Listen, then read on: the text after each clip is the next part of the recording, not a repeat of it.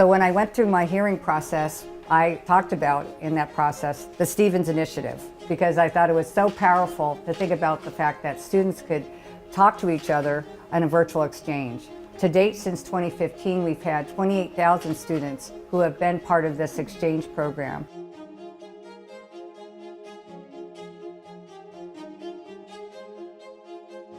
Lord Fairfax is the only community college in the northern Shenandoah Valley. We're 75 miles west of DC. Our students do not have the same opportunities that they would have in the bigger cities. So the Stevens Initiative allowed our students to be equals.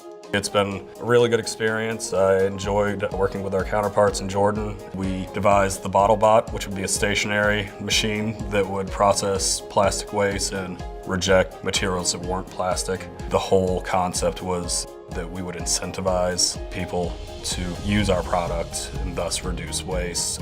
The Stevens Initiative Virtual Exchange at the William Davidson Institute has been a fabulous experience where students are empowered to go out into the field, identify a social problem in a North African country, and come up with an entrepreneurial solution and then pitch a solution to that problem.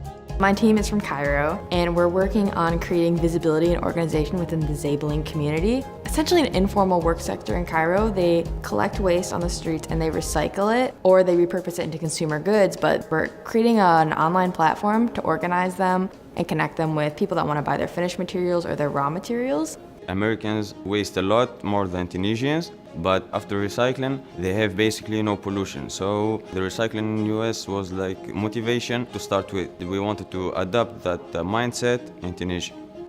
You can help people from online by communicating with people from US, different governorates in Egypt. You can put your thoughts in idea and implement it.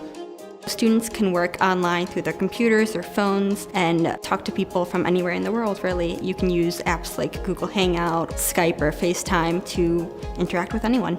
Doing the virtual exchange, you get to see what it's like over there. They would post videos on Facebook, and I'd get to see all of that. They posted a video of them walking through Jordan. They showed a local business leader showing them how the plastic was turned into something that could be reusable.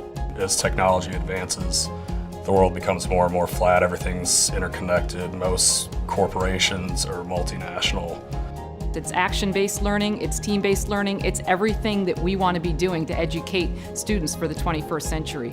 They were so engaged with each other, and they came in, they set the technology up, and they just started talking, or they'd come into class and say, hey, I talked to so-and-so today, they got this idea, so they were excited.